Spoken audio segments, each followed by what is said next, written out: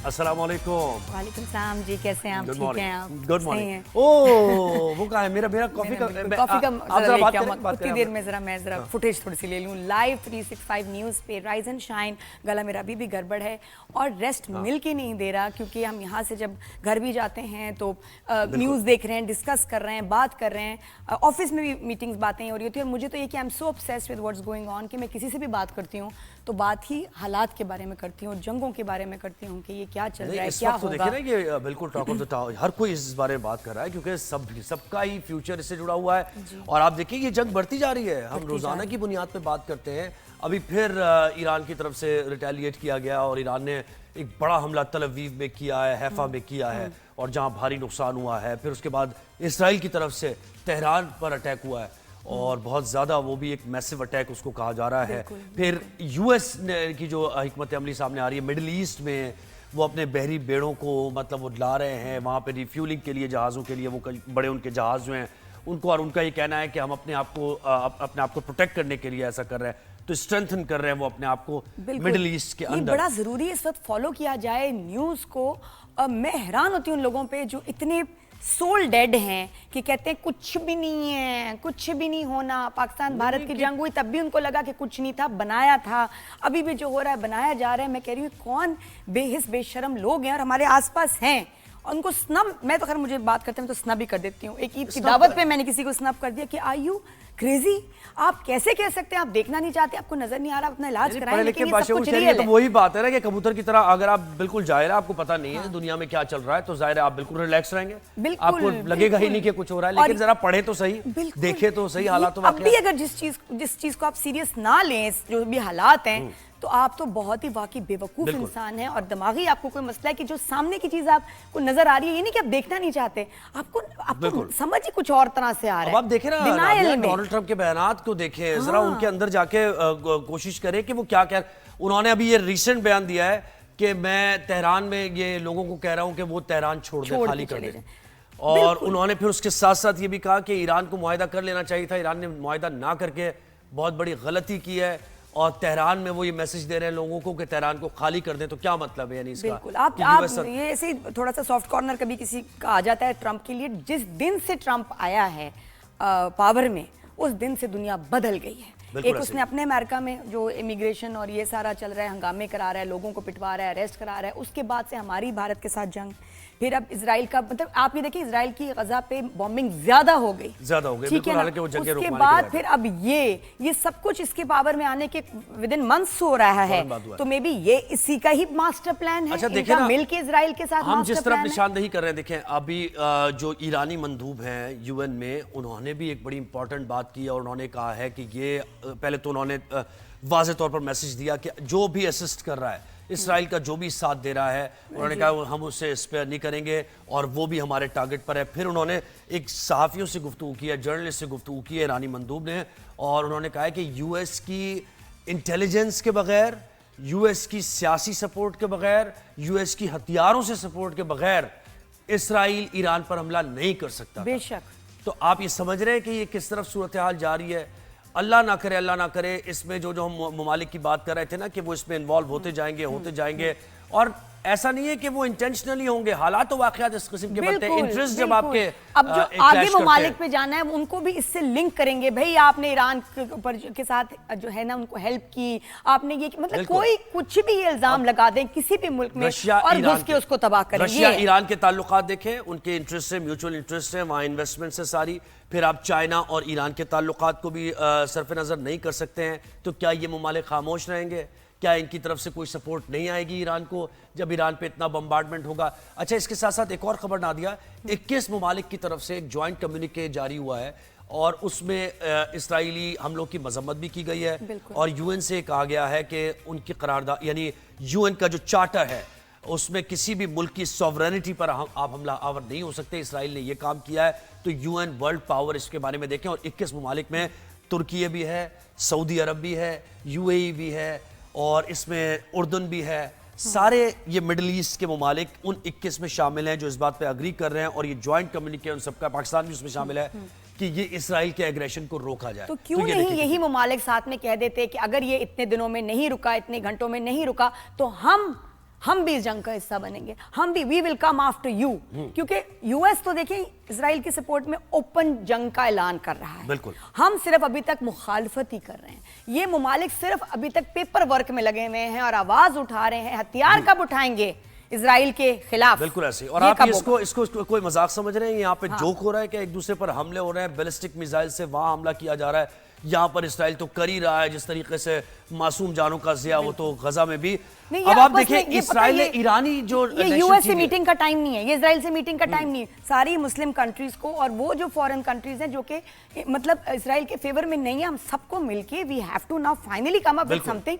अरे भाई दुनिया बर्बाद करने पे तुले हैं, क्या क्या क्या मसला था? मुझे बताएं कि कौन से हम खतरनाक दिनों में रह रहे थे, ईरान से क्या थ्रेट थी, क्या कर रहा था, कितने मुल्कों को उसने तबाह कर दिया? कुछ भी नहीं। ईरान से पीस टाइम्स थे, पीस टाइम्स में इन्होंने जो है ना बर्बादी की। के साथ तो आप पेशरफ्त हो रही थी मुज़ाकरात की तरफ, सऊदी अरब के मामलात ईरान से बेहतर हो रहे थे। वो कह रहे जी इंस्पेक्टर्स भेजो, आके चेक करो, सारा कुछ हो गया।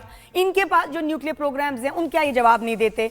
तो ये मतलब एक दुनिया आराम से चल रही है जहां सिर्फ मसला ये कि जी आम आदमी ने अपने 2 वक्त की जो है रोटी कैसे कमानी, बच्चों को पढ़ाना कैसे, इलाज क्या करना है। अच्छा, उस दुनिया में इन्होंने तबाही ले आए हैं ये कह के कि बस हमें खतरा, किस चीज से खतरा? वॉर क्राइम्स भी कर रहा है। बिल्कुल वही पैटर्न आप देखें जो इंडिया का पैटर्न है, वॉर क्राइम्स इंडिया करता है और किसी भी अस्पतालों को, स्कूल्स को स्पेयर नहीं करता। यही हुआ, ये इनका अंदाज है। भारत, यूएस, ईरान में इजराइल का एक स्टाइल है कि मारो तो सिविलियंस को मारो, तो लोगों ईरान के जो टीवी चैनल है उसके दफातर पर हमले किए इसराइल ने, और वो हमने वो मनाजिर देखे और हमें कुछ ज़ाहिर हमारा भी इसी से काम से वाबस्ता है। नेशनल उनका न्यूज चैनल है, बिल्कुल स्टेट का चैनल है, और ये वॉर क्राइम है कि आप हॉस्पिटल्स पे, स्कूल्स नहीं, और हमने उससे रिलेट भी किया ना नादिया, टीवी चैनल पे आप इस तरह हम ये बात भी कर रहे थे, हमने रिलेट किया क्योंकि हमारा भी काम यही है। और किस तरीके से आप देखें वो सोल्जर विदाउट आर्म्स की बात होती है ना, तो हम वही हैं, हम अपना किरदार अदा करते हैं। आप हमें समझते हैं कि हम जज्बाती हो जाते हैं या नादिया जज्बाती हो गई हो, तो हम सोल्जर विदाउट आर्म्स हैं, अपना किरदार अदा करें। तो इसी तरह वो खातून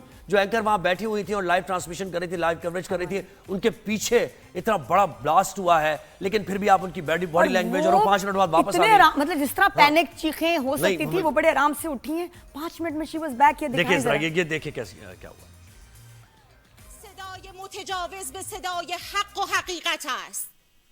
آنچه که ملاحظه کردید، صدایی که شنیدید، فضای غبارآلود استدیو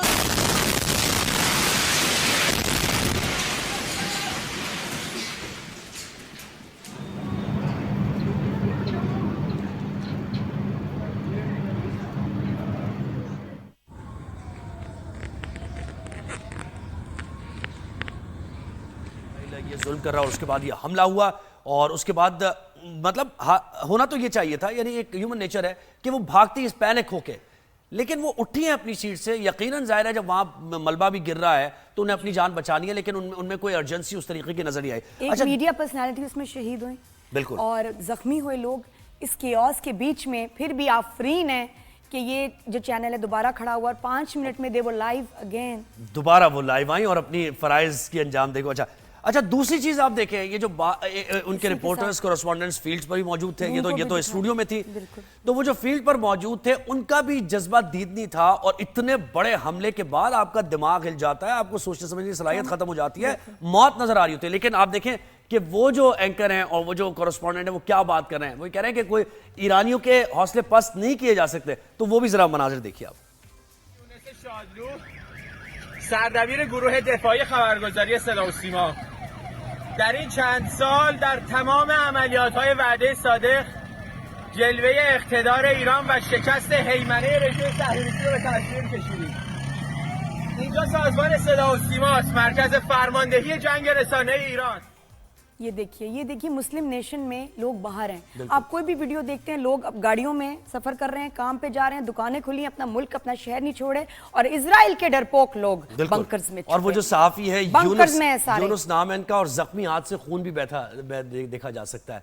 तो वो इंजर्ड भी है, जख्मी भी है, लेकिन उसके बावजूद वो वहां पर खड़े हुए हैं और अपनी ड्यूटीज जो है वो सरअंजाम दे रहे हैं। तो ये हमारी रेजिलियंस, हमारा ईमान, बिल्कुल ऐसे हम कैसे आप ऐसे लोगों की, आप ऐसे उन लोगों की फेथ को कैसे मारोगे? मुझे ये बताओ। जज्बे से जंग जीती जाती है और जज्बा नजर आता है। बंकर। अच्छा अच्छा, सारे एक और छुपे चीज हैं। आप देखें कि पाकिस्तान की तरफ से हम मजम्मत कर रहे हैं, हमारी पार्लियामेंट में भी, हमारी ऑपोजिशन भी, हुकूमत भी ये मजम्मत कर रही है। जॉइंट कम्युनिके मैंने बता ही दिया कि किस ममालिक उन्होंने कंडेम किया है। तो ईरानी सदर ने पाकिस्तान की पार्लियामेंट के मौक़िफ़ पर इजहार तशक्कुर किया है।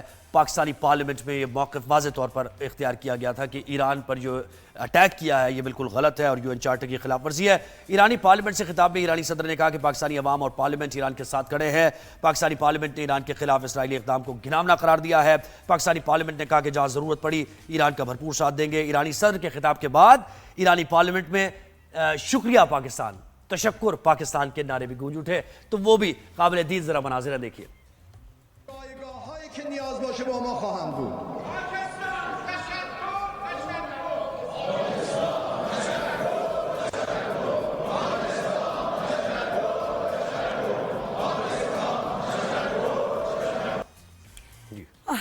शुक्रिया अदा कर रहे समय। हैं। देखें ना, तो ज़ाहिर है हमारा बरादर मुल्क है ईरान और हमारे बड़े इस दरीदा वक्त ताल्लुकात अगर हैं देखा ईरान के जाए साथ। और दुनिया के मोस्ट इम्पॉर्टेंट कंट्रीज में पाकिस्तान है, मोस्ट इन्फ्लुएंस का। बिल्कुल और ऐसे। मुस्लिम ममालिक में साइज के लिहाज से, रकबे के लिहाज से हम बहुत छोटे हैं।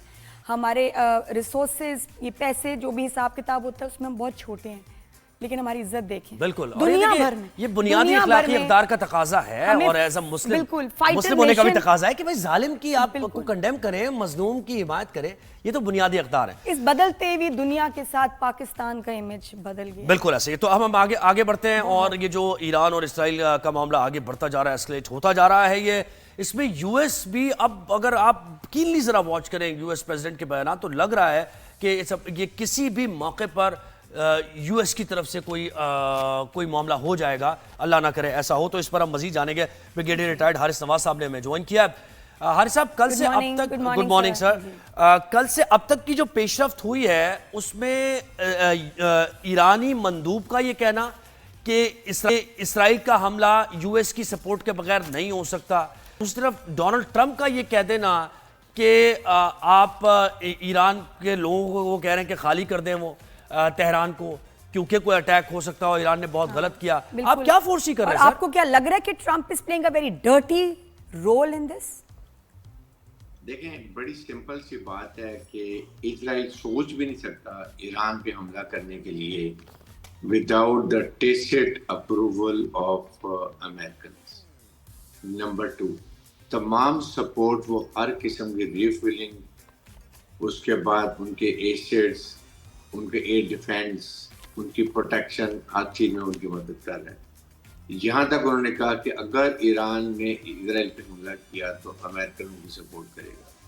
लेकिन कल की जो डेवलपमेंट लग रही है, I think they have decided, ये जो है ना न्यूक्लियर एसिड्स का ये बहाना है। मैं आपको बताऊँ, ईरान न्यूक्लियर एसिड नहीं बना रहा। उन्होंने बड़ी, अब जब हर उनके न्यूक्लियर एसिड्स के ऊपर इंटरनेशनल एटॉमिक एनर्जी कमीशन के लोग तैनात हैं और वो उसको मॉनिटर कर रहे हैं, तो इधर एनी क्वेश्चन के वहाँ पर बना रहा हो।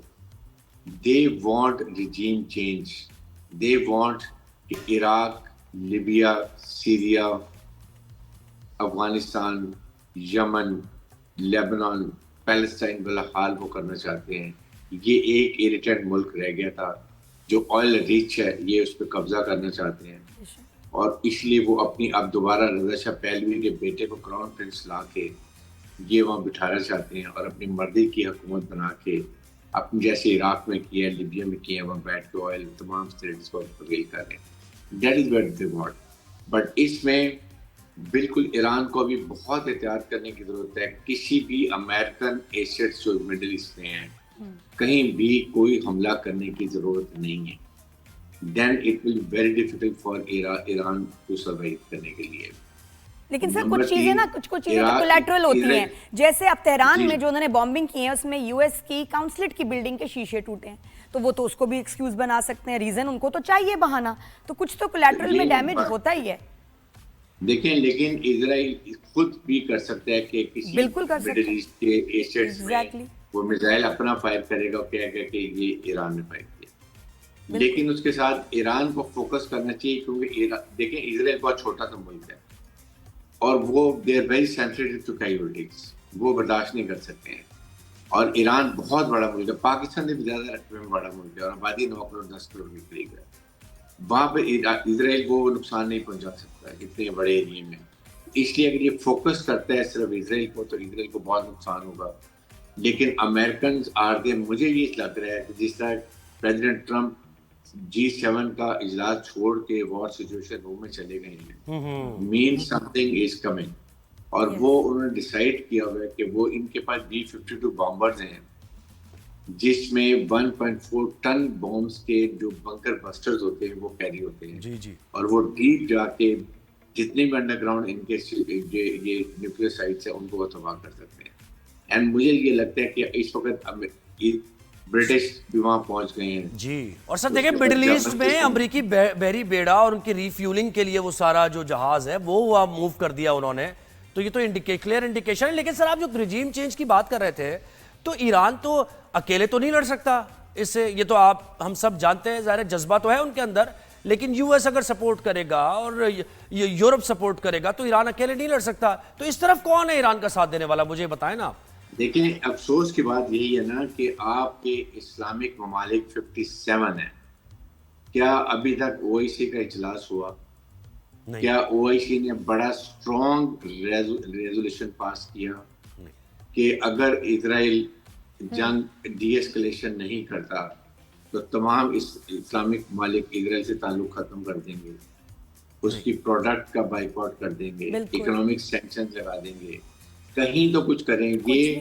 एक एक करके इजराइल सबको खा जाएगा। ये नहीं समझ रहे मिडिल ईस्टर्न कंट्रीज, ये हर एक अपने आप को शुतुरमुर्ग की तरह रेत पे सर डाल के बैठे हुए, शायद हम बचेंगे कि हमारा मामला नहीं, हमारी जंग नहीं है, हम क्यों इसमें पड़े। यस, पूरा इजराइल, ग्रेटर इजराइल में हाफ ऑफ सऊदी अरब शामिल है, आप इसे देखें। जी जी बिल्कुल बिल्कुल ऐसे ही, बिल्कुल ऐसे। मुझे लग रहा है कि ट्रम्प ने तो ये जो आया था ना ट्रेड विजिट पे, सबको कहा होगा कि तुम ना पढ़ना इस चक्कर में, हाँ तुम you are safe, every country thinks ये जो साथ नहीं दे रहे कि they are safe, they are exempted, और वो नहीं है। बेवकूफी है सबसे बड़ी ये समझना।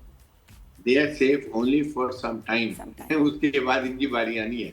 बेशक। और पाकिस्तान के लिए भी सबसे बड़ा खतरा है, जैसे Iran is a front country, इसके बाद एक ही दुनिया में वाहिद कंट्री है जो कि न्यूक्लियर है। और आपने इंडिया ने देखा है रॉ ने किस तरीके से प्रोपेगेंडा फेक न्यूज पे चलाया हुआ है।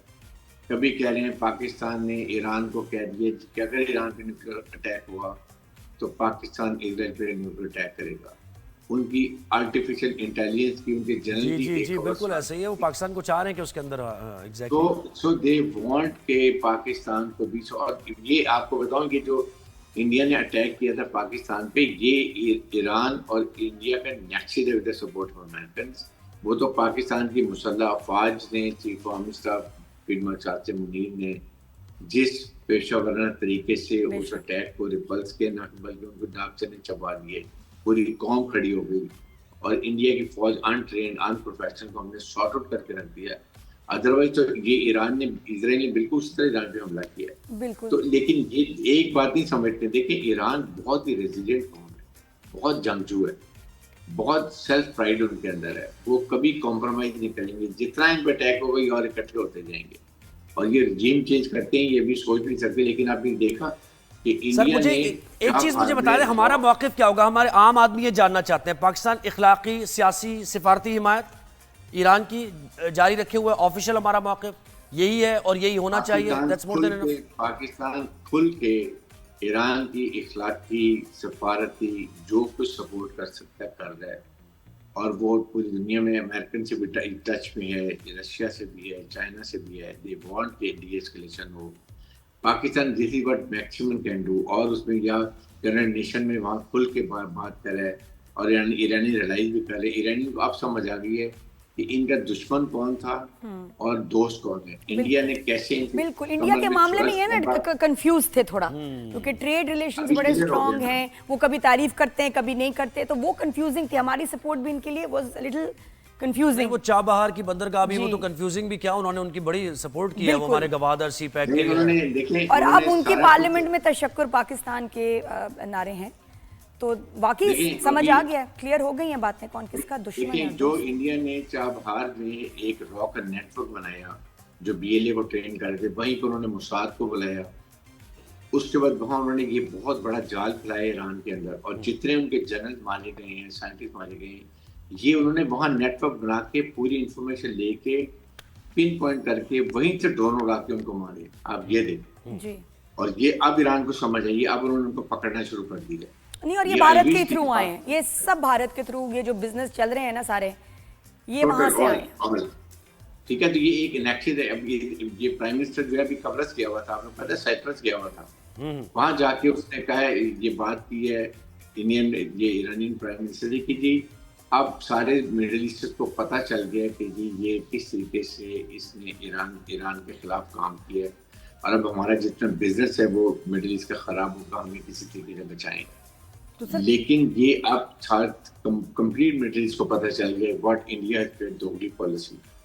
अभी भी वक्त है, मैं कहता हूँ कि इमीडिएट इस्लामिक मालिक खड़े हो जाएं तो ईरान बच सकता है, otherwise American are not ready. और इसमें सर ये भी है ना कि इसमें डर इस तरह भी कोई डरने वाली बात नहीं, क्योंकि देखिए रशिया और यूएस चाइना तो मतलब सपोर्ट कर ही रहे हैं ना, और वो इस ब्लॉक को बचाएंगे। चाइना ये नहीं चाहेगा कि इस ब्लॉक में कोई मुल्क इतना कमजोर हो जाए या यूएस की बेस बन जाए, जैसे इराक बन गया था और दीगर शाम वगैरह। आपको लग रहा है कि अभी आने वाले दिनों में रशिया और चाइना वाकई will jump into this war?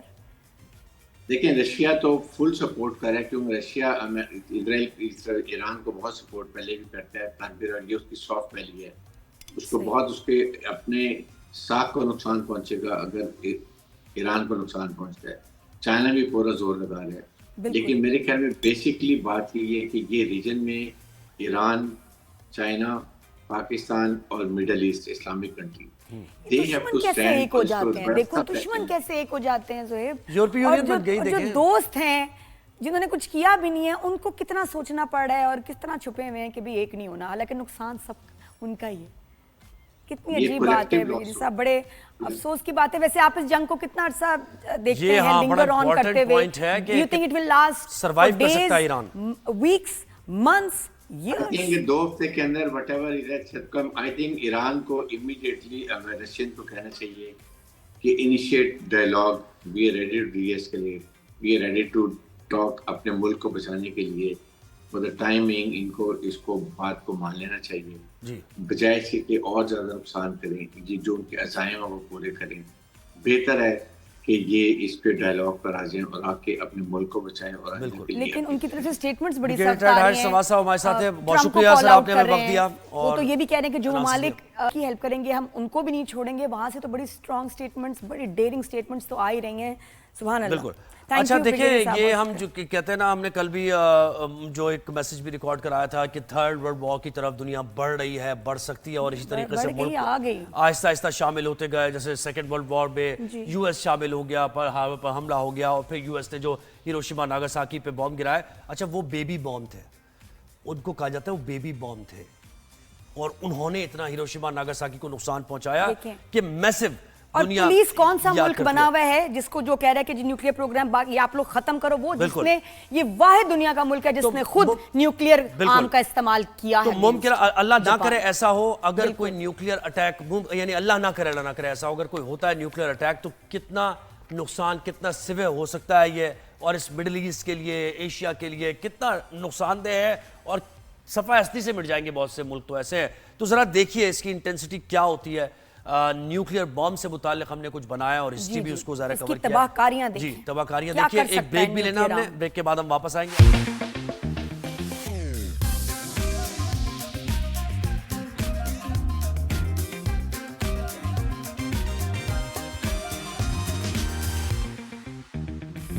Ji welcome back after the break. Good morning everyone. हाँ, कहते रहे गुड मॉर्निंग, लेकिन वैसे अब तो मॉर्निंग, इवनिंग, नाइट हर चीज़ में ही टेंशन है, और ज़रूरी है कि हम इस वक्त जो है संजीदा हों हालात को लेके, और सोचें समझें कि हमारे इर्द गिर्द हो क्या रहा है। न्यूक्लियर वाला जो हमने पैकेज दिखाया, ये तो भी सिर्फ बहुत ही ब्रीफ बात है। इसकी जो तबाहकारियाँ हैं, उसके बाद दुनिया का असर क्या होना है, जो हो चुकी है वो दिखा दी हमने वो हम आपको वो भी एक रिपोर्ट में भी बताएंगे स्पेशल। लेकिन ये कि बहुत ही खौफनाक चीज़ है। अच्छा, सर्वेज जो हो रहे हैं, यानी रिसर्च हो रही है इस बारे में, तो थोड़ी सी रिसर्च की गई है। अब उसमें डेटा गलत भी हो सकता है, थोड़ा कम भी हो सकता है, ज़्यादा भी हो सकता है, लेकिन बताया जा रहा है कि 28,000 सेल्सियस टेम्परेचर हो जाएगा इसका। जो सूरज का बिल्कुल मिडल ऑफ सूरज है ना, जो जितनी उसकी हीट होती है, तो न्यूक्लियर बॉम्ब अल्लाह ना करे अगर कहीं गिरता है तो इतनी हीट होगी 28,000 से। अब आप अंदाज़ा कर लें कि लोग तहलील हो जाएंगे, और पूरे के पूरे खित्ते, पूरे ममालिक जो हैं वो बिल्कुल सफायस्ती से मिट जाएंगे। और अगर दुनिया में ना हर जगह इस तरह- उसकी जो पोजीशन है जिस तरह ममालिक की, उसके हिसाब से उस पर जो है तबाही आएगी। जैसे कि 10 साल के लिए बहुत सारे ममालिक जो हैं उसमें वो बर्फ़ रहेगी, सर्दी रहेगी, सुबह नहीं होगी, कुछ खाने को उगेगा नहीं, फसलें नहीं होंगी, पानी आपको- पीने को नहीं होगा, और ये कि रेडिएशन से सब इतनी बुरी तरह जलते रहेंगे कि कुछ कभी ठीक होना नहीं है। जी अच्छा, इतनी अब खौफनाक इस चीज़ पर मजीद हम बात करते हैं। ईरानी सीनियर जर्नलिस्ट हैं वक़ार रिजवी साहब, जिन्होंने ईरान में सर्व भी किया है। 10-12 साल उन्होंने ईरान में एज एंकर भी काम किया है, रिपोर्टर भी काम किया है, तो उनका तजर्बा भी है। बहुत आपको वेलकम करते हैं, बहुत शुक्रिया आपने हमें वक्त दिया। सर, सबसे पहले मुझे ये बताइए कि ईरान में इस वक्त माहौल क्या है, क्योंकि आपने वहाँ के लोगों को ऑब्जर्व किया है, वहाँ की क़यादत, वहाँ के अवाम का कनेक्शन कैसा है, उनका जज्बा कैसा है, और कैसे इस वॉर को आप देख रहे हैं? पहले एक चीज़ क्लैरिफाई कर लूँ, I'm not Iranian, I'm Canadian Pakistani, but that doesn't matter. मैं ईरान में रह चुका हूँ 13 साल। तो जैसा आपने कहा कि जो सब मेरे जो कॉन्टैक्ट्स हैं with in Tehran and in Iran, सब लोग अपने गवर्नमेंट के पीछे यूनाइटेड हैं। तो जो इजराइल चाह रहा था कि रजीम चेंज हो जाए, नेतन्याहू ने भी कल भी कहा था इंटरव्यू में ABC न्यूज़ के साथ कि he wants to assassinate Ayatollah Khamenei, that would be a huge mistake and huge miscalculation on his part. तो अभी जो पूरी कौम यूनाइट हुई थी, और ये तो होता ही है हर जंग में कि ऑब्वियसली जब कोई जंग होती है तो गवर्नमेंट जैसी भी हो, सिस्टम जितनी भी इम्परफेक्ट हो, लोग यूनाइट होते हैं। Iranians are not different. Obviously परेशानी लोगों को है। मेरे काफ़ी दोस्त ऑब्वियसली हैं जो स्टेट टीवी में भी काम करते हैं, तो कल जो अटैक हुआ था मीडिया पे भी उनको भी मैंने कांटेक्ट किया था, तो उन्होंने कहा था कि we knew this day was coming, हमको पता था पहले से कि ये दिन आएगा, किसी न किसी दिन आएगा। तो आप समझ लें कि almost since the revolution, since 1979 preparations हो रही थी फॉर दिस वेरी डे कि ये जंग आएगी at some point in time. ये अच्छी बात है कि जब आप प्रिपेयर्ड हों तो फिर आपको उसको डिफरेंटली उसमें रिएक्ट करते हैं। आपको क्या लगता है वकार कि उनकी कितनी ये जंग सस्टेन करने की कितनी जो है सलाहियत है ईरान में, कि कितने दिन, हफ्ते, महीने, वो साल फाइट कर सकते हैं, मुकाबला कर सकते हैं इजराइल का, और अब अमेरिका भी शायद साथ में? जो ऑफिशियल स्टेटमेंट्स आई हैं आपको भी पता होगा कि उन्होंने कहा है that they can do this approximately between 6 months to years, अगर हर दिन प्रॉपर जंग हो continuous without any breaks। वो अब कहने की बात है, किसी को पता नहीं। ऑब्वियसली उनकी इंटेलिजेंस भी काफ़ी स्ट्रॉन्ग और उनकी प्रिपरेशंस, उन्होंने जो अंडरग्राउंड सिटीज़ जो बनाई हैं फिल्ड विद मिसाइल्स, अब वो कितनी बड़ी हैं वो किसी को ऑब्वियसली उन्होंने बताया नहीं है, because obviously that's very very sensitive information. मगर I would presume that they can go for quite long, because अभी जो उन्होंने यूज़ किए हैं अभी तक, जो at least till 2 nights ago, till 1 night ago I should say actually, उन्होंने जो मिसाइल्स यूज़ की थी वो पुरानी जनरेशन की मिसाइल्स थी। तो अभी न्यू जनरेशन मिसाइल्स कल रात से शुरू हुई हैं यूज़ होना।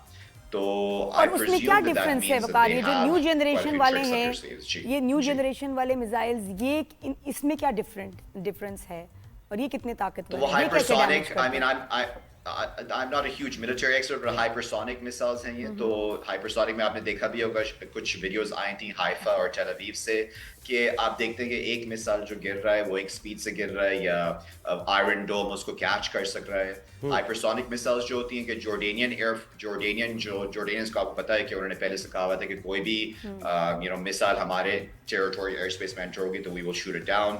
तो hypersonic you can not shoot down. I mean these air defences simply are not created for shooting down something that fast. The hypersonic moves at Mach 5 speed, which is insanely fast. जी। अच्छा, मुझे बताएं कि Iran की जो अभी हिकमत अमली है, जैसे स्ट्रेटजाइज कर रहा है, वैसे तो बयानात की हद तक तो बाकायदा वो खबरदार कर रहा है यूएस को भी कि अगर यानी कह भी रहे हैं कि यूएस की इन्वॉल्वमेंट है इसमें और उनकी सपोर्ट के बगैर नहीं हो सकता, लेकिन अभी भी टारगेट नहीं कर रहा है ईरान यूएस के बेसिस को। तो इस हिकमत अमली को कैसे देख रहे हैं आप?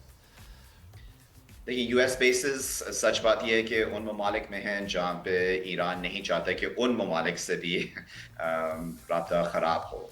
मगर उन्होंने वार्न तो किया हुआ था पहले दिन से कि अगर आप रिफ्यूलिंग करेंगे, अगर आप इजाज़त देंगे कि यूएस प्लेन्स आपके बेसिस से, जो आपके मुल्क में जो बेसिस हैं उनसे उड़े हमारी तरफ, फॉर एग्जांपल हमको अटैक करने के लिए, तो then we will see you as an enemy state, जो बहुत बड़ा स्टेटमेंट था। और ये पहले भी कह चुके थे, कासिम सुलेमानी के असैसिनेशन के वक्त भी कहा था, हनिया के असैसिनेशन के वक्त भी कहा था। तो अभी इज़ नो डिफरेंट। इसमें यह है कि हमको पता है कि ऑब्वियसली यूएस, यूके, जर्मनी का भी सुना गया कि रिफ्यूलिंग कर रहे हैं इजरायली जेट्स के इन एयर। मिडिल ईस्ट में यूएस के आप देखें कि वो शिप्स आ गए और वो स्ट्रेंथन कर रहे हैं उसको। जी जी एग्जैक्टली। तो अब वो things are moving towards that direction, मगर I think कि the Iranians पहले दिन से कभी चाहते नहीं है कि direct confrontation US के साथ हो। Obviously वो ये है कि it could just be a military calculation। दूसरी बात ये है कि I think they always want to keep the door open for negotiations। बिल्कुल, और वो चाहते नहीं, लेकिन वो ये भी बता रहे हैं दुनिया को कि हम डरते भी नहीं हैं। अच्छा वकार, आपका क्योंकि मीडिया का इतना स्ट्रॉन्ग बैकग्राउंड है, अभी आप वेस्टर्न मीडिया को कैसे देख रहे हैं, इस ईरान का नैरेटिव कैसे वो पेश कर रहे हैं? आपको लग रहा है कि ट्विस्टेड चीज़ें, झूठ, फेक जो है नैरेटिव वेस्टर्न मीडिया फैला रहा है ईरान के खिलाफ? जी काफी हद तक वो I mean it's not a new thing, वो पाकिस्तान के साथ भी होता है। हमारे मुल्क के बारे में भी क्या क्या लोग कहते हैं वेस्टर्न मीडिया में, which is never true, right? वो लगता है कि जैसे बॉम्ब हर वक्त गिर रहे हैं, हर कॉर्नर पे, हर स्ट्रीट कॉर्नर पे कुछ ना कुछ हो रहा होता है। तो I think this is same with Iran. वो एक ग्लोबल साउथ के बारे में ओवरऑल एक बहुत नेगेटिव इमेज होता है मीडिया में, पर Iran because is seen as an enemy state properly, तो वो फिर उसके बारे में तो यही होता है कि वो नॉर्दर्न तेहरान, जहाँ पे हम लोग रह चुके थे कि northern Tehran is the Beverly hills almost of Iran. तो आप जाके वहाँ पे इंटरव्यू करेंगे किसी को जो शाह वाले हैं, तो ऑब्वियसली वो तो बुरा ही कहेंगे अपने मुल्क को, even though their living in luxury.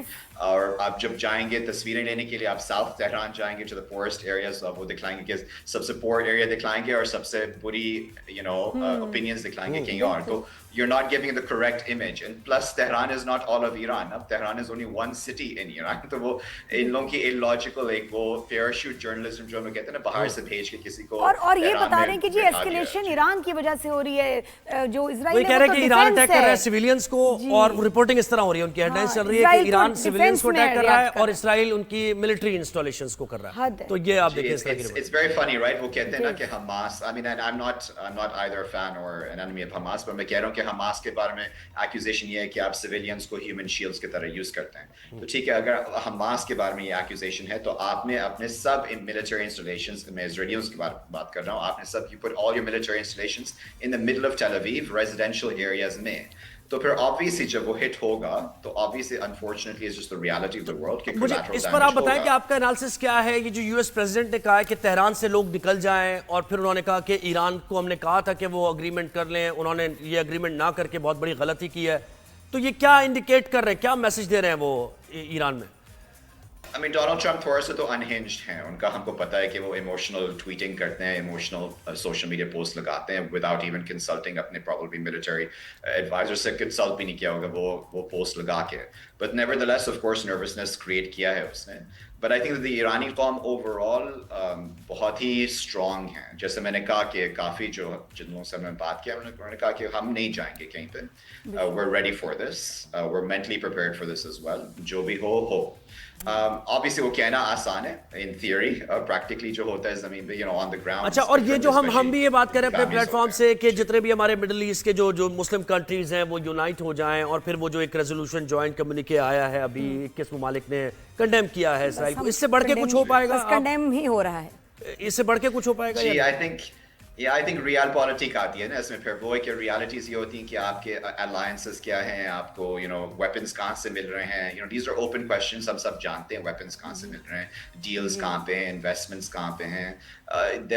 वो सब रियलिटीज जो होती है ना, बहुत मुश्किल हो जाता है कि कोई डायरेक्टली इन्वॉल्व हो। आई थिंक वो एक मॉरल सपोर्ट तो है ही, but beyond that I think कुछ इन ममालिक का करना इज वेरी वेरी डिफिकल्ट। बिल्कुल, thank you so much Waqar, thank you for your time, बहुत कुछ सीखने को मिला आपसे। और सीनियर जर्नलिस्ट वकार रिजवी हमारे साथ है, और वो यही कह रहे थे सारी बातें। और ज़ाहिर जर्नलिस्ट यही बात कर रहे हैं, उनका तज्जिया यही चल रहा है कि अब ये देखना होगा, अपने इंटरेस्ट होते हैं हर ममालिक के, तो वो अपने इंटरेस्ट को वो कॉस्ट पे करने के लिए तैयार है हमारे मुस्लिम ममालिक या नहीं। और मुझे उनकी बात अजीब लगी कि भाई वहाँ ईरान के अंदर भी कुछ ऐसे बेवर्ली हिल्स या ऐसे लोग होते हैं, हर मुल्क में होते हैं, जो अपने मुल्क की जो है बुराई कर रहे होते हैं, उनके साथ खड़े नहीं होते, और इनको वाकई मार्क करना चाहिए, और आने वाले वक्तों में ना सीधा करना चाहिए, या निकाल ही वहां से देना चाहिए कि जी आप तो आपका कोई बनता नहीं यहाँ रहना और यहाँ प्रॉपर्टीज ओन करना और ऐश करना when you don't even stand with your country. ऐसे लोग जो है ना बहुत ही कर्स होते हैं। और ब्रेक लेते हैं, वापस आते हैं। Keep watching rise and shine.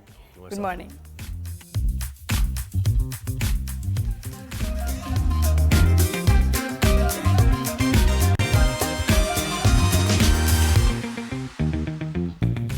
Welcome back after the break. Good morning everyone. Rise and shine में नादिया खान, ज़ुहैब हसन और साथ में अभी हम शामिल करेंगे शॉपिंग बैग्स को। जी, अब जरा मुल्की मामलात की बात करें भाई। मुल्क में क्या गवर्नेंस चल रही है, क्या इकदाम हो रहे हैं, तो ये भी देखने की ज़रूरत है। इंटरनेशनल मामला तो हम देखे रहे ईरान और इसराइल के, लेकिन मुल्क में जो पेशरफ्त हो रही है उस पर भी नज़र रखना बहुत ज़रूरी है। अच्छा, सिंध गवर्नमेंट ने इकदाम किया है प्लास्टिक शॉपिंग बैग्स, जिसकी हमने आपने बात की थी एक दफ़ा शो पे, याद है ना आपको? बिल्कुल, कि क्यों नहीं, अगर पंजाब में बैन है तो यहाँ क्यों इतना अर्सा यहाँ लग रहा क्यों है? नहीं है? तो एक पैकेज हमने तैयार किया इस पर, वो पहले देखिए, उसके बाद सिंध गवर्नमेंट के तर्जुमान भी हमारे साथ होंगी, उनसे ज़रा जानेंगे कि अब कैसे इस पर अमल दरामद कराया हाँ, जाए। इसका सब्स्टिट्यूट क्या होगा?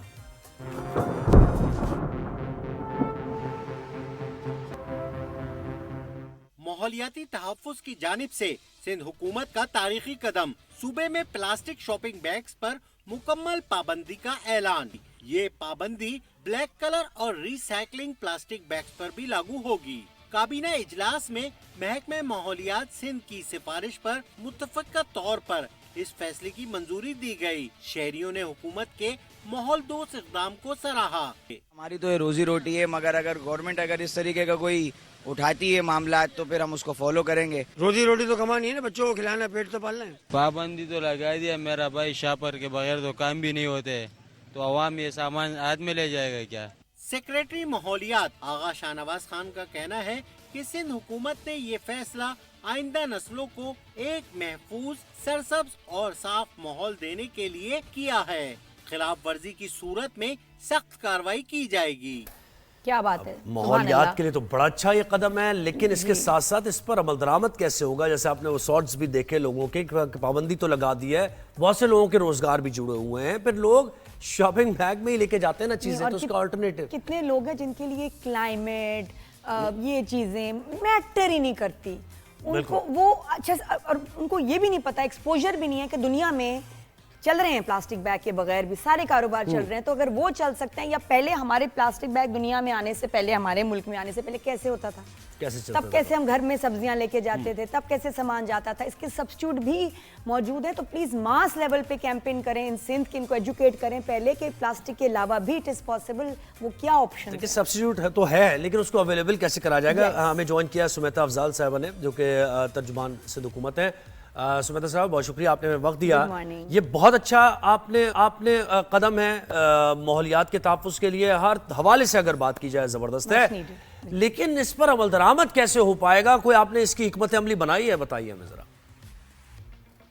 Good morning, thank you so much कि आपने इस टॉपिक को इतना इम्पोर्टेंस दी है, क्योंकि लोग शायद समझते नहीं हैं कि एनवायरनमेंट के लिए ये कितना बड़ा एक हैजर्ड था, और इसको सिंध कैबिनेट ने, सिंध गवर्नमेंट ने काफ़ी सोच समझ के और काफ़ी टाइम देने के बाद, जिस तरह से मैं आपकी ये सॉट्स भी सुन रही थी कि किसी के रोज़गार का कोई मसला ना हो, किसी का अगर ये बिजनेस है जो बैग्स बनाते हैं, पॉलीथीन बैग्स जो होते हैं, प्लास्टिक बैग्स जो होते हैं, तो उनको एक टाइम दिया गया था कि एक ऑल्टरनेटिव आप चले जाएं। अगर कोई कंपनी है, कोई फैक्ट्री है, कोई मैन्युफैक्चरर है, कोई सप्लायर है, कि वो भी ऑल्टरनेट पे चले जाएं। तो अप्रैल में ये डिसाइड हुआ था कि हम ये फाइनलाइज करके जो है, सुमिता जी, मतलब आपने कहा कि ये लोग खुद ऑप्शन ढूंढे, आपने उनको कोई ऑप्शन सब्स्टिट्यूट नहीं दिया, ये मतलब उनका काम है कि वही अपना कोई सॉल्यूशन ढूंढे। मैं सिर्फ आपको हिस्ट्री थोड़ी सी बता रही थी, आई विल गेट दैट।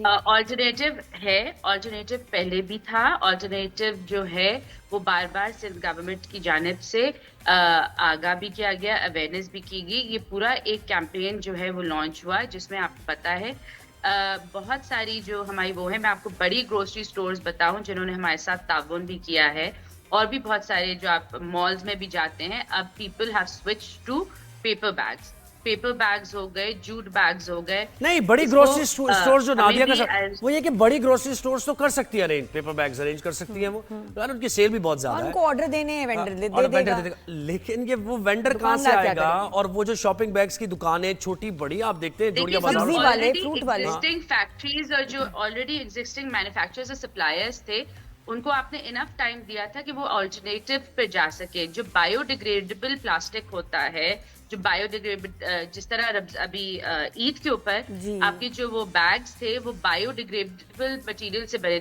थे, वो भी एक सॉर्ट ऑफ प्लास्टिक जिसके अंदर आप गोश्त लेकर आ रहे थे, या आप उसके अंदर जो है सिंध सॉलिड वेस्ट मैनेजमेंट ने जिसके अंदर आपको जो है जो अलाइशें होती हैं उसको फेंकने का जो वो होता है, वो जो बैग था वो पॉलिथीन नहीं था, लेकिन वो प्लास्टिक बैग जरूर था और वो बायोडिग्रेडेबल था।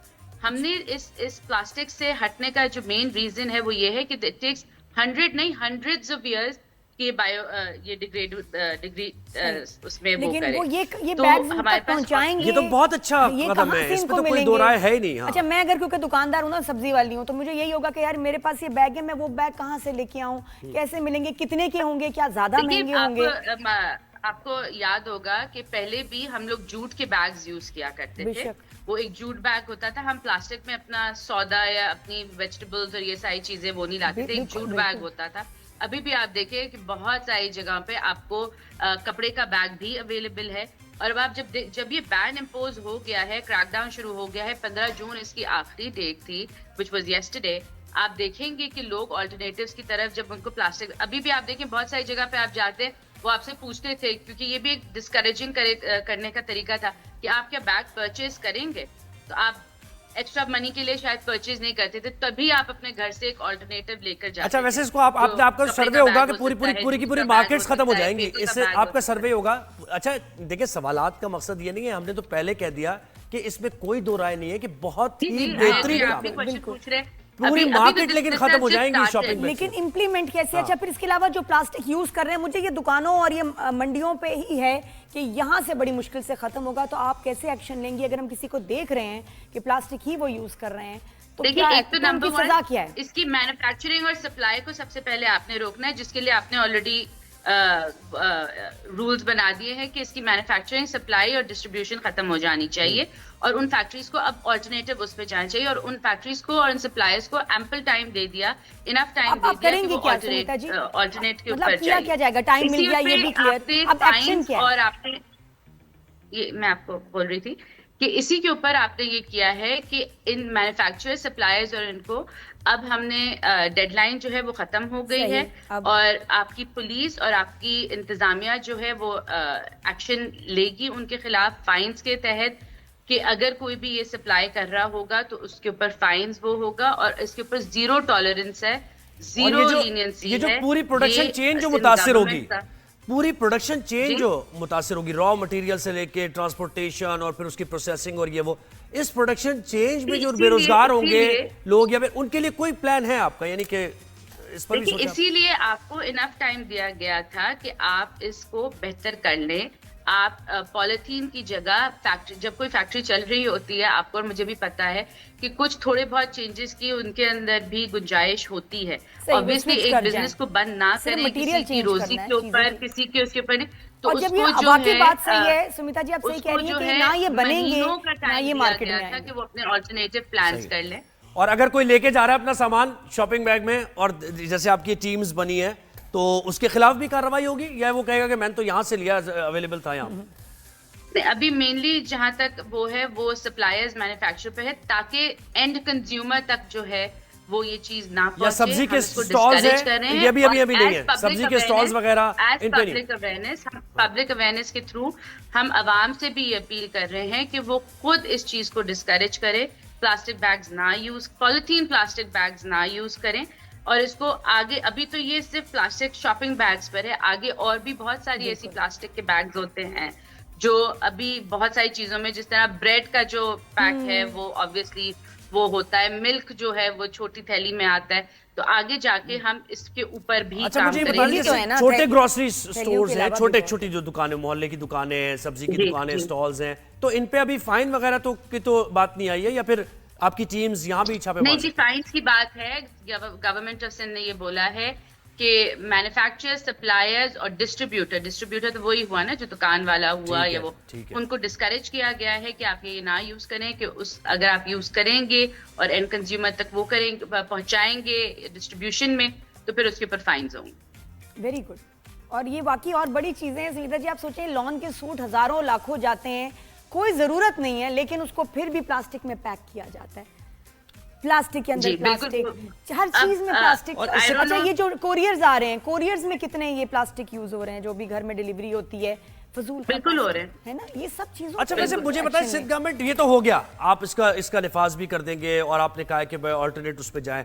सिंध गवर्नमेंट कुछ सब्सिडाइज करके कुछ तरह के मामलात के खुद भी अवेलेबल करे ना शुरू में, ताकि अवेयरनेस हो, तो उन लोगों को जरा रिलीफ भी मिले, जरा मोटिवेट भी हो इस तरह। देखिए, मुझे सिंध गवर्नमेंट ने तो बैग्स नहीं प्रोवाइड करे, मगर सिंध गवर्नमेंट ने ये मुझे पता है फॉर श्योर कि जब ये जो अभी हमारी ईद उल अज़हा गुजरी और उस पे जो है हमने बायोडिग्रेडेबल बैग्स जो है वो डिस्ट्रीब्यूट भी किए थे, वो अवेलेबल भी किए थे। जितने हमारे कैंप्स थे जहाँ पे सिंध सॉलिड वेस्ट मैनेजमेंट की कलेक्शन चल रही थी और जो कैंप्स अवेलेबल थे हमारे पास, वहाँ पे जो है वो बायोडिग्रेडेबल बैग्स अवेलेबल थे, जिसमें कुछ लोग लेकर भी गए, जहाँ से घरों से या अपार्टमेंट से जहाँ उठाना था वहाँ पे उन्होंने अलाइशें भी उसमें डाली। तो ऑल्टरनेटिव है और बिजनेस जो फैक्ट्रीज और ये सप्लायर्स हैं उनके पास भी है। इसकी प्राइस क्या है, बायोडिग्रेडेबल बैग और एक आम प्लास्टिक बैग की प्राइस में फर्क क्या है? देखिए, इसकी मैं कि जब आप बायोडिग्रेडेबल बैग या कपड़े का बैग या जो वो बास्केट्स होती थी जूट की या पेपर बैग्स जो है, जब वो आप यूज करते हैं तो उसकी लास्टिंग भी ज्यादा है। एक कपड़े का बैग अगर आप खरीद लेते हैं, अगर उसकी जो भी प्राइस हो, अगर महंगा हो सस्ता हो जो भी हो, आपकी ग्रोसरी स्टोर्स में भी कुछ अब अवेलेबल है। आपने जिस तरह बताया कि लॉन का सूट खरीदते हैं, कुछ जो है अगर अंदर की जो वो पन्नी है जो खामा-खाई की एक रैपिंग आती है कि उसकी एम्बेलिशमेंट्स ना गिर जाएं या कोई ऐसी चीज, लेकिन उसके बाद जो है वो बॉक्स भी है, तो वो देखिए वो दूसरी चीजों में भी चीजें यूज हो जाती हैं। जी, मैं हमेशा बार-बार इस बात पे आ रहा हूँ, नहीं मैं बार-बार, महंगा है बायोडिग्रेडेबल बैग या सस्ता है? क्योंकि ये प्लास्टिक तो बहुत सस्ता है, बहुत आप कम पैसों में इतने सारे बैग्स ले लेते हैं। बायोडिग्रेडेबल जब बायोडिग्रेडेबल बैग्स जो हैं वो ज्यादा तादाद में, जब ये मैन्युफैक्चरर्स और सप्लायर्स जो हैं इसको ज्यादा तादाद में बनाएंगे तो इसकी भी प्राइस कम हो जाएगी। अभी मुझे एग्जैक्टली उसकी नहीं, ठीक है, मुझे ये अंदाजा है। इन दोनों बैग्स में एक सवाल मेरा यहाँ पे है, देखिए मैं बार-बार आवाम की इसलिए बात कर रहा हूँ कि देखिए अभी जो रिटेलर्स हैं या जो ठिए वाले हैं उन्होंने अपनी इन्वेंट्री रख लेते हैं ना, लाके उनकी शॉप्स है, पूरी मार्केट्स हैं जो शॉपिंग बैग्स ही बेचते हैं, छोटी बड़ी दुकानें, तो उनकी इन्वेंट्री भी होती है, बहुत सारा माल ला के रख लेते हैं, डंप कर लेते हैं। अब ये तो आप बेचने नहीं देंगे उनको, तो ये माल कहाँ लेके जाएंगे? वो बार-बार रिपीट कर रही हूँ कि ये आज नहीं है कि एक दिन में आपने ये कर दिया, ये महीनों से अरसे दराज से ये चलता आ रहा था। यानी वो वेस्ट कर दें, अब जो भी उनका सामान है वो वेस्ट कर दें। 2 माह पहले हुई वो वेस्ट कर दें, यही है कि वो जो भी उनका सामान उनके पास है या कोई इन्वेंट्री भी रखी है तो वो वेस्ट कर दें, वो बेच नहीं पाएंगे। आई थिंक उन्होंने कोई ना कोई अपनी हिकमत अमली बनाई होगी, क्योंकि ये सारे स्टेक होल्डर ऑन बोर्ड करके और टाइम एंड टाइम स्पेस देके, वक्त देके उनको बोला गया था कि ये फाइनल डेट जो है वो आगे भी बढ़ाई गई थी। देखिए डेडलाइन जो है ना खत्म हो गई है, हालांकि this was supposed to happen back in April. तो बिल्कुल सुमिता जी आप सही कह रही हैं। कोई रेजिस्टेंस आई इस पर? आपकी ताजर बरादरी की तरफ से कोई रेजिस्टेंस इस पर आई या वो बिल्कुल शुरू में रेजिस्टेंस आई, लेकिन ताजरों ने भी साथ दिया है सिंध गवर्नमेंट का, उन्होंने अग्री किया है, तभी सिंध गवर्नमेंट जो है वो इस प्लान के तहत और इसको अप्रूव करा सकी है। वरना तो आप देखते कि रेजिस्टेंस बहुत आता, आपकी आवाम ने, आपके ताजरों ने, आपके सूबे के लोगों ने आपको इस चीज में सपोर्ट किया है। क्योंकि देखिए ये सिर्फ प्लास्टिक बैग्स जो हैं, हम कह रहे हैं कि ये बिजनेस को अफेक्ट करते हैं, ऑब्वियसली आई अंडरस्टैंड किसी का बिजनेस है और वो अफेक्ट होगा, तो उसको हमने उसका ड्यू शेयर ऑफ टाइम दिया कि वो ऑल्टरनेट पे स्विच कर सके, और उन्होंने अग्री किया, ताजरों ने अग्री किया। लेकिन इसके साथ ये कराची की आवाम जो है या दूसरे हमारे जो शहर हैं, ये क्योंकि अक्रॉस द प्रोविंस है, ये समझते हैं कि इसके प्रॉब्लम्स कितने हैं। आप मेयर कराची से पूछिए कि जब वो नाले साफ कर रहे होते हैं या जब वो करते हैं तो ड्रेनेज का कितना बड़ा इशू आता है। बिल्कुल हवा चलती है तो गाड़ियों के ऊपर आ रहे होते हैं ये प्लास्टिक बैग, इशू आता है, समुंदर इससे बर्बाद हो रहा है, तबाही है ये। सब कुछ हो रहा है। आपको पता है मैं टर्टल की एम्बेसडर हूँ, हमारे टर्टल्स जो हैं वो कितने इफेक्ट हुए हैं। टर्टल बीच पे जो है, we used to be one of the places जहाँ पे हम बचपन में टर्टल्स को जाके देखा करते थे। टर्टल्स रात को आते थे, अपने हैचिंग के लिए आते थे, एग्स देते थे, सारी चीजें। लेकिन अब वो इतना हमारे पानी जो है वो आलूदा हो चुका है जिसमें ये सारी चीजें आ रही है। बहुत सारे एनिमल्स तो उसको खाना समझ के मुंह में डाल लेते हैं and they die. Total being one of them, you बिल्कुल नो, ऐसे ही। प्लास्टिक खाता है, खा Thank you लिया। तो बस ये कि थोड़ा मुश्किल बहुत बिल्कुल ऐसा ही शुक्रिया, है। बहुत शुक्रिया। काम देख- बहुत अच्छा है, बहुत अच्छा आपने ये पॉलिसी और बनाई हम है कब से इसको सोच रहे लेकर थे कि भाई और क्यों नहीं आप इसको सिंध इस में पर वहाँ कामयाबी मिलनी चाहिए। पंजाब में मैंने बहुत चेंज देखा है कि बहुत शुक्रिया जी ग्रोसरी आपका। वगैरह करते हैं, इतनी आसानी से नहीं मिलते हैं। अच्छा, हमें मैं जो इसमें ये plastic समझता हूँ कि ये काबिल अमल तब होगा जब एज एन इंडिविजुअल हम अपनी जिम्मेदारी अदा खुद करेंगे, लेंगे। मैं, आप, हम सब, बिल्कुल। कि हम लेना छोड़ देंगे ये बैग्स। इसके अलावा ये इम्प्लीमेंट नहीं हो सकता, बहुत इम्पॉसिबल की हद तक बात हो जाएगी। नहीं, देखिए अवेलेबल हम नहीं अगर होगा नहीं ना। खरीदेंगे जी। तो फिर आहिस्ता आहिस्ता करके ये जब नाफिज होगा। अवेलेबल ही नहीं होगा ना सामने, सॉरी, और ये होता है कि कुछ दुकानों पे हम जाते हैं अवेलेबल नहीं होता, या फिर आपको ना बैग लेना पड़ता है। ये मैंने दुबई में भी देखा कितना महंगा बैग, अरे Cotton bags होते हैं सब वो अपने सारे। ना घर से बैग उन्होंने अच्छा क्या है, गाड़ी में, बाइक में, हर जगह ना आप कपड़े का बैग, वो ज्यादा जगह नहीं लेगा, उसको लेके जाएं, उससे शॉपिंग करें, लाके उसको दोबारा यूज करें, सामान अच्छा, मतलब कोई प्रॉब्लम नहीं है। आप पेपर मुझे- बैग्स हैं, कॉटन बल्कि बैग्स हैं, बहुत प्लास्टिक सारे। बैग्स फट जाते हैं। आपने कितनी दफा देखा रोड्स पे सब्जी गिरी हुई होती है, ठीक है ना, जी, जी। और 5-5 6-6 पकड़े होते हैं, उससे एक्सीडेंट्स भी हो रहे होते हैं। तो मेरा ख्याल है पेपर बैग या best is I think cloth bag, jute bag, जो कि रियूजेबल है। और हमारी ये हिस्ट्री है, बचपन में तो यही देखा है हमने भाई, इसके बगैर बस ही ये कि गुजारा किया है। इस तरह के फैसले होते रहते हैं। अब ये कि वो कितनी हद तक नाफिज हो सकते हैं ये देखना पड़ेगा, लेकिन सिंध गवर्नमेंट की तरफ से माहौलियात के तहफ़्फ़ुज़ के लिए ये इंतहाई ऐसा इक़दाम है, हम इसकी तारीफ़ करते हैं और इसमें सपोर्ट करते हैं। अगर हमारी ज़रूरत हो इस कैंपेन में तो हम हाजिर हैं। बिल्कुल, अभी तो पैकेजिंग में कितना इस्तेमाल होता है, शिफ्टिंग बिल्कुल विफ्टिंग ऐसे, होती है, बिल्कुल इधर से वो आ रहे होते हैं एक कंटेनर। ब्रेक हमने लेना है राजन शायद में, और ब्रेक के बाद वापस आते हैं तो रियल एस्टेट सेक्टर की जरा हम बात करेंगे और भी बहुत कुछ है। Keep एक ब्रेक के watching, बाद।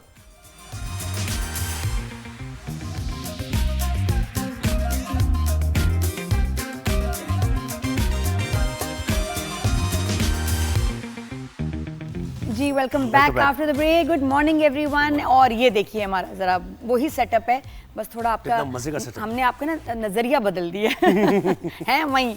बिल्कुल उसी जगह मुख्तलिफ तरीकों से बात। अच्छा खैर, अभी एक और जो अभी गर्मियों के दिनों में खासतौर पे होता है कि सनबर्न होता है, आपका हीट वेव है, लोग धूप में काम करते हैं तो स्किन उनकी जल जाती है। एक डिहाइड्रेशन तो Dehydration एक तो चीज है, लेकिन बर्न्स भी होते हैं। बर्न्स भी होते हैं बिल्कुल, और उसकी वजह से आपकी स्किन को क्या क्या डैमेज होता है, आपकी बॉडी को डैमेज कैसे होता है, ये हम जरा थोड़ा कोशिश करेंगे जानने की, उससे बचा कैसे जा सकता है, ये भी बात होगी। और ये कि अभी ये वाली जो धूप है, क्या ये भी जला रही है, और अगर जला रही है तो आपको क्या प्रिकॉशन लेनी चाहिए? अच्छा, ये स्किन टू स्किन भी डिपेंड करता है बिल्कुल ऐसे ही। कुछ लोग कुछ ज्यादा oily skin होती है, कुछ जलते की हैं और उनको ज्यादा जो है इसका असर होता है, और कुछ लोग वो कहते हैं कौन कि सी मुझे कुछ टाइमिंग होता ही है? नहीं। जैसे कि अर्ली मॉर्निंग अगर आप मतलब जा रहे हैं कहीं, तो उस वक्त तो कहते हैं कि वो आपके लिए अच्छा है कि आप सनशाइन आपको, और वो आपकी बॉडी के लिए भी, स्किन के लिए भी, लेकिन जब फिर आगे बढ़ता है दिन और 2-3 बजे जब हीट और पता कैसे चले कि कैसे आपकी स्किन, ये भी है कि सन बर्न हो गया है, फिर क्या करना चाहिए, उस पर भी बात करेंगे। जी, तो कौन हमारे साथ? डॉक्टर फिजा जी। जी अस्सलाम वालेकुम, गुड मॉर्निंग। अस्सलाम वालेकुम, गुड मॉर्निंग।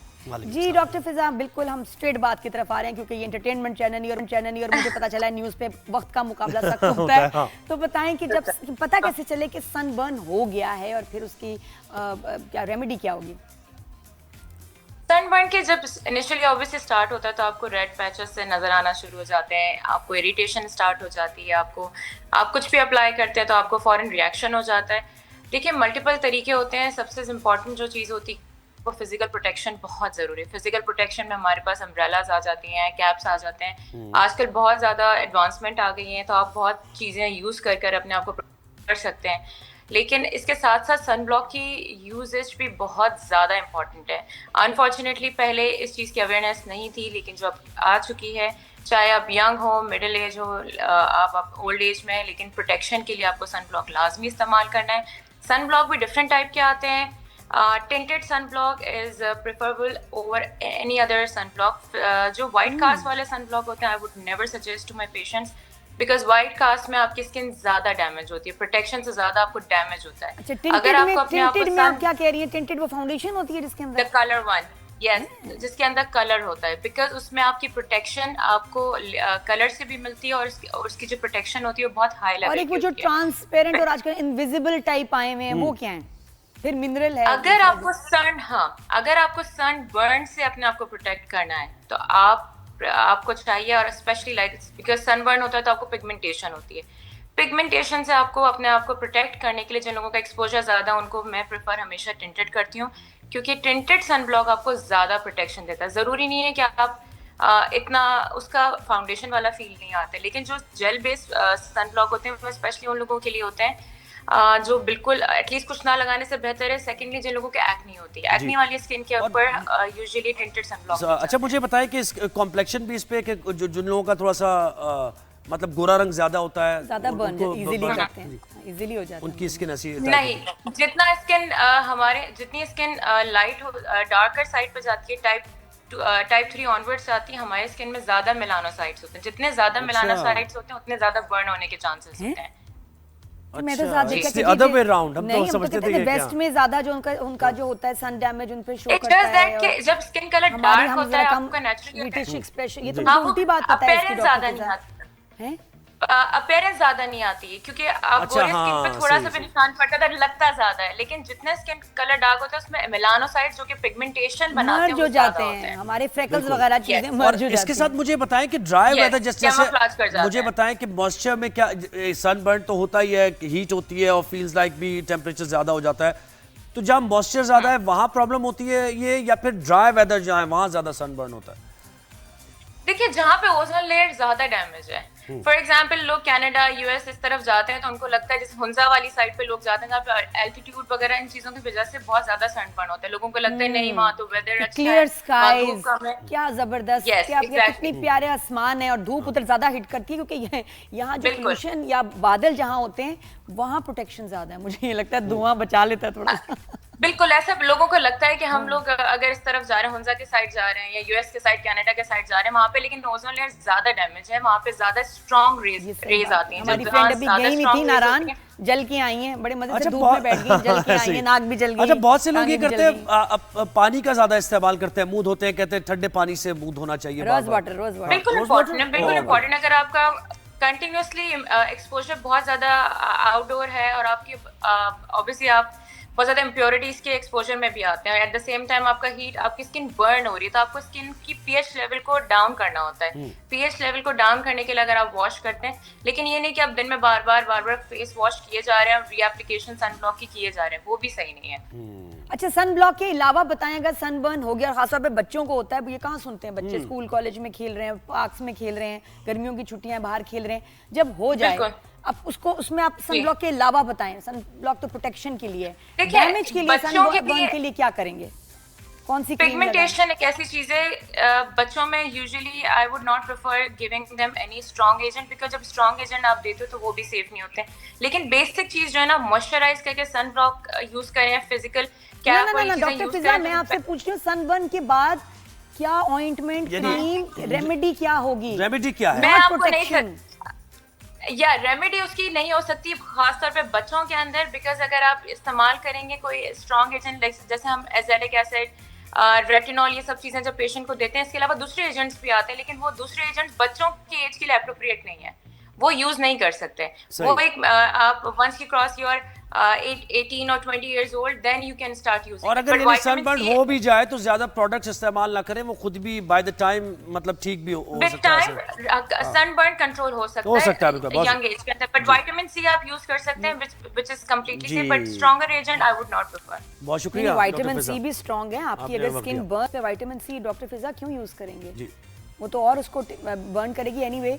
नहीं ऐसी बात नहीं है, क्योंकि देखिए it is a burn, burn में आपको सूदिंग क्रीम्स मिलती हैं, आप वो सूदिंग क्रीम्स लगा सकते हैं, हर्बल क्रीम्स मिलती हैं, घर में ये क्रीम्स होनी चाहिए जो सन बर्न के महंगी नहीं होती। लेकिन इतना परेशान ना हो जाए, बस एलोवेरा होता है, एलोवेरा क्रीम्स होती हैं, जेल्स होती हैं, ऐसी बात नहीं, बहुत सारी चीजें हैं जो आप लगा सकते हैं, आप आइसिंग भी करें, दही वगैरह लगा सकते हैं, जो मतलब इसमें इसका केमिकल रिएक्शन, हाँ फ्रूट होते हैं, क्योंकि देखिए उसको सूदिंग करनी है, बच्चे को फिर जलन होती है, तो आप नेचुरल चीजों से इसको कूल डाउन कुछ तो लगाना है, ताकि ऐसे तो नहीं छोड़ सकते। बिल्कुल सही कह रही हैं, बजा फरमा रही हैं आप, जो आपने कहा जबरदस्त बेहतरीन कहा, इसमें अमल करना है। एक ब्रेक हमने लेना, जो डॉक्टर फिजा को सही लगा, उन्होंने कहा जो मेरी नॉलेज है मैं शेयर करूं, तो एक ब्रेक हमने लेना है, और जैसे आपसे कहा था कि रियल एस्टेट सेक्टर की बात करनी है हमने, और बहुत जरूरी है, अगर इस पर फोकस है हुकूमत का तो काफी हद तक जो प्रॉब्लम्स है मईशत की वो हम उसको रिजॉल्व कर सकते हैं। एक ब्रेक के बाद वापस आते हैं।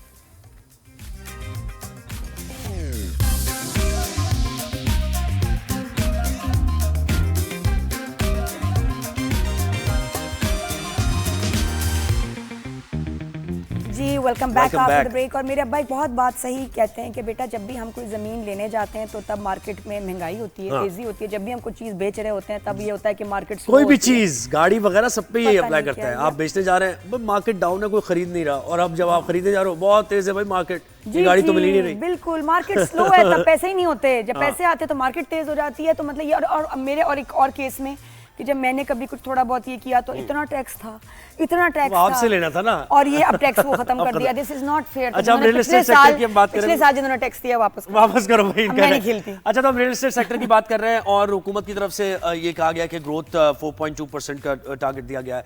तो अब ये ग्रोथ कैसे अचीव होगी, क्योंकि जब हमारी इकोनॉमी गिरी थी और हमारी ग्रोथ कम हुई थी तो हमने रियल एस्टेट सेक्टर को बड़ा टाइट कर दिया। टाइट एंड स्क्रू कहता है, स्क्रूज उनके वो टाइट कर दिए थे, तो मईशत हमारी स्टॉल सी हो गई थी, ग्रोथ हमारी गिर गई थी, अनएम्प्लॉयमेंट बढ़ गई थी, लेकिन हमने इन्फ्लेशन को कंट्रोल किया था। अब जबकि इन्फ्लेशन कंट्रोल में आ गया है तो हमने दोबारा से बूस्ट अप करने की कोशिश की है और रियल एस्टेट सेक्टर को थोड़ा सा रिलीफ दिया। वो क्या रिलीफ है? आम जबान में कहते हैं कि रियल एस्टेट वाले रो रहे थे, तो क्या अब वो खुश क्या हैं? खुश है या नहीं है? खुशहाली आ गई है जी सर। तो जनाब हमें नवाब उस्मान अली साहब ने ज्वाइन किया है, रियल एस्टेट से वाबस्ता है। अस्सलाम वालेकुम, कैसे हैं आप? ये बताएं क्या हालात हैं? हालात बेहतर हो गए पहले के मुकाबले में। जिस तरीके से आप लोगों ने अभी बताया है कि गवर्नमेंट ने अनाउंस करा है, जिसके अंदर काफ़ी सारे सेक्टर्स के अंदर उन लोगों ने टैक्स की कमी करी है, उससे ट्रांजैक्शंस के अंदर आप लोगों को फ़र्क काफ़ी नज़र आएगा। मार्केट तेज हुई है? मार्केट तेज तो देखिए डिमांड एंड सप्लाई के ऊपर रहती है, लेकिन ये कि वैसे प्लॉट्स वगैरह चीजें फायदा चीज़ों में किसको हो रहा है? देखिए, बायर को, सेलर को या इन्वेस्टर को? इसके अंदर आपके बायर को फायदा ज़्यादा हो रहा है, क्योंकि टैक्स जितने भी नए लोग बाइंग करेंगे, जो फाइलर और नॉन फाइलर है इसके ऊपर, तो उसके अंदर उसको डेफिनेटली एक नॉन फाइलर तो है ही नहीं ना, वो तो करेगा, वो सिस्टम ही खत्म हो गया। तो बेसिकली इसको बहुत एक नॉर्मल सिस्टम पे लेके आ गए, और उससे जिस तरह आपका सवाल रहा है कि किस तरीके का फ़ायदा आएगा, आपका जो 4.5% था, अभी इसको ग्रोथ के लेवल को हम लोग 4% के ऊपर गवर्नमेंट लेके आना चाह रही है। जिस तरीके से भी आपने एक्सप्लेन किया कि मुल्क के हालात बहुत बेहतरी की तरफ अब जा रहे हैं, तो रियल एस्टेट सेक्टर एक सबसे मेजर सेक्टर होता है जो मुल्क की इकनॉमी के अंदर आपको हेल्प करता है।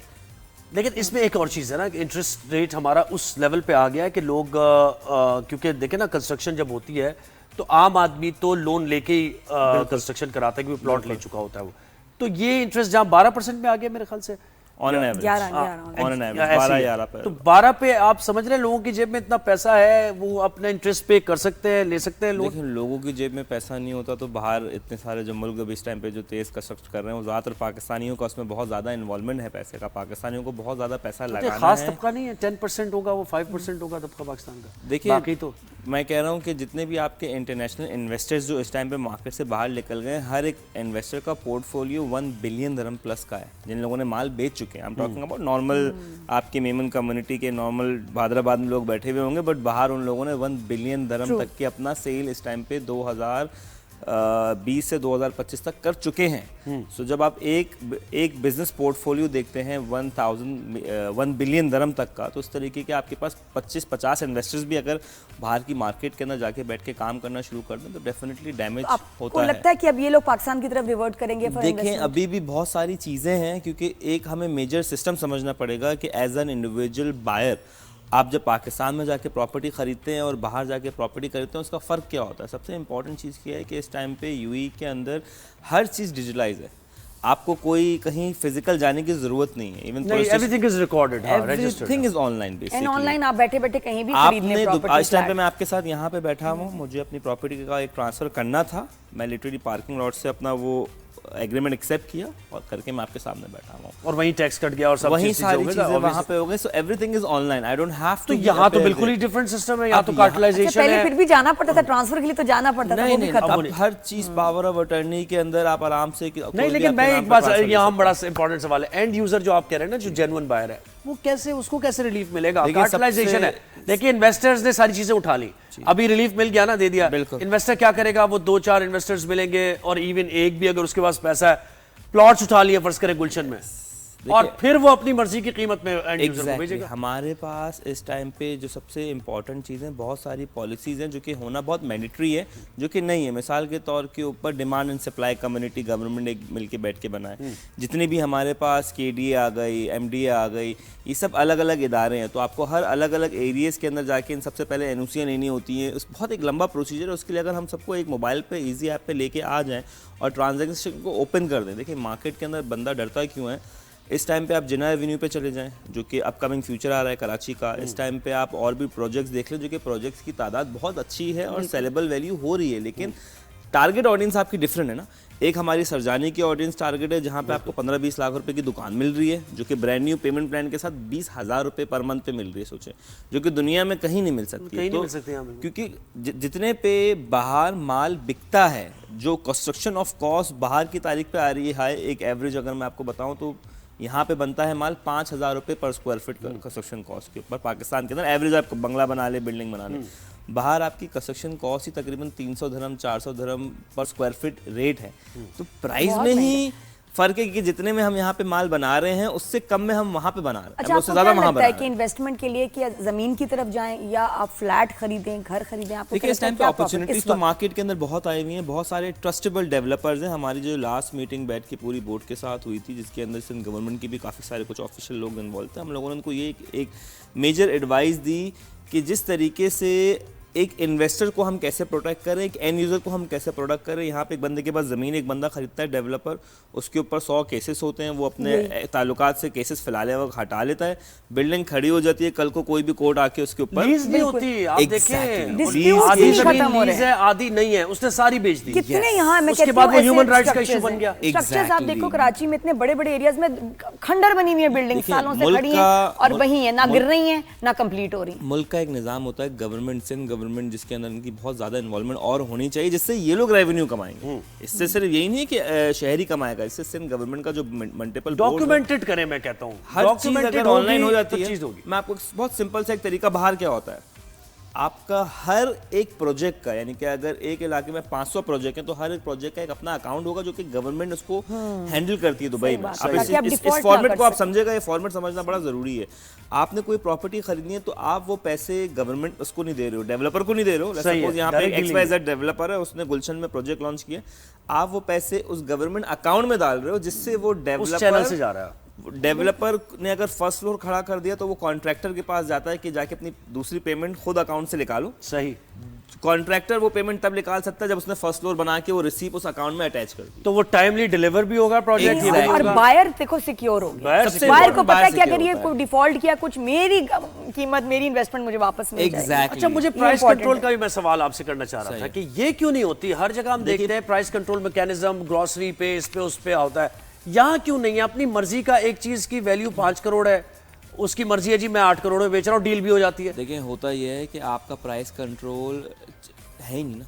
मतलब एक होता है कुछ परसेंटेज हो कि एक ट्रांसपेरेंटी हो कि आप कैसे निकाल सकते हो कि लेट्स सपोज इस टाइम पे डिफेंस के अंदर 2 बेडरूम का ये रेट है। मेरी बात, जब लोन लेने जाते हैं आप, सही है, तब तो वो आता है अप्रेजर, बिल्कुल, वो कहता है कि यार अच्छा गुलशन की प्रॉपर्टी है, इस पे जी इतना मिलेगा क्योंकि इसकी वैल्यू ये है। एग्जैक्टली। तो भाई उसी वैल्यू पे मिलेगा एंड यूजर को। इसी वैल्यूएशन के ऊपर होता क्या है, जब आपके पास जिस तरीके से आपने बताया बैंकिंग सेक्टर के अंदर थर्ड पार्टी डिपार्टमेंट्स होते हैं जो कि आपके घर को वैल्यूएट करते हैं। बिल्कुल सही, हाँ, ऐसे इसी तरीके से वैल्यूएटर्स होते हैं। ये आप के सवाल के अंदर आपका जवाब है कि अगर आपने किसी घर की वैल्यूएशन निकलवानी है, ये पाकिस्तान में भी नॉर्मल है और अवेलेबल है, आप किसी भी थर्ड पार्टी वैल्यूएशन कंपनी को हायर करें and get the valuation. Even आपने अगर कोई भी घर खरीदना है, उसकी पहले इंस्पेक्शन करानी है, तो आप किसी भी कंपनी को हायर करें। पाकिस्तान में बहुत ज़्यादा आ गई हैं कि आपने घर ले जाने से पहले उसने एक से एक प्रॉब्लम आपको निकलवा के दे देगा कि सर स्विच में ये प्रॉब्लम है, स्नैगिंग जिसको हम बेसिकली लैंग्वेज में कहते हैं।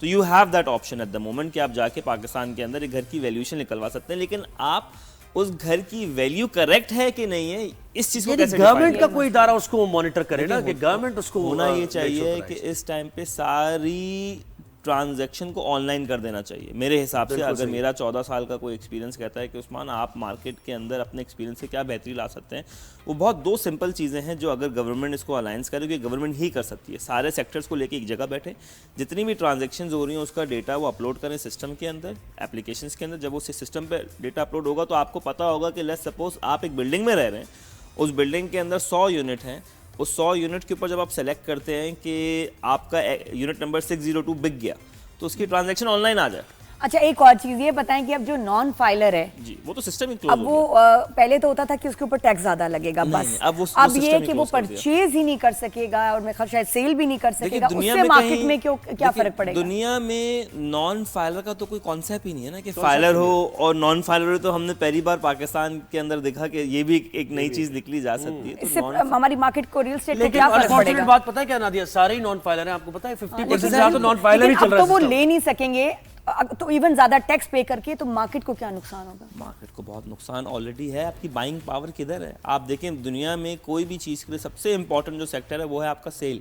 चाहे आप एक दुकान में बैठ के चीज़ भेजें, रियल एस्टेट सेक्टर में बैठे। मैं इस टाइम पे कराची के ऐसे डेवलपर्स के साथ डेली बेसिस में बैठता हूँ जिनके पास तकरीबन 2-2 मिलियन स्क्वायर फीट माल रेडी पड़ा हुआ है हॉट प्रोडक्ट बेचने के लिए, जिसके अंदर वो पेमेंट प्लान भी दे रहे हैं, आपको 40-50 एमिनिटीज दे रहे हैं अपनी बिल्डिंग के नीचे, क्योंकि वो बाहर और- इन्वेस्ट कर रहे हैं उसको मैं वो नॉन फाइलर है, मैं उसको नॉन फाइलर फाइलर नहीं की बनना। क्या बात कर रहा हूं? Non filer in other words यानी बाइंग सेलिंग तो रिकॉर्ड हो ही नहीं रही ना, नॉन फाइलर की तरह बाइंग सेलिंग हो रही है। वो देखें आप, बाइंग सबसे इम्पोर्टेंट। देखिए वही बात है ना कि आपने प्लॉट्स रख लिए हैं, आप कैश के थ्रू पेमेंट्स करते जा रहे हैं, आपने मल्टी लेकिन लेयर्ड बात सिस्टम वही है ना, बनाया हुआ बात है। वही है कि उससे हम आप इन द Economy को लार्ज फायदा नहीं हो रहा पिक्चर ना। इकोनॉमी का नुकसान है। नॉन फाइलर को जो आपने बाउंड कर दिया कि वो खरीदेगा नहीं, परचेज नहीं करेगा, तो मार्केट का होगा बेड़ा गर्क। कोई अच्छी न्यूज नहीं है, ये देखिए, बुरी न्यूज है। Thank you so much, sorry time No हमारा problem. खत्म हो गया।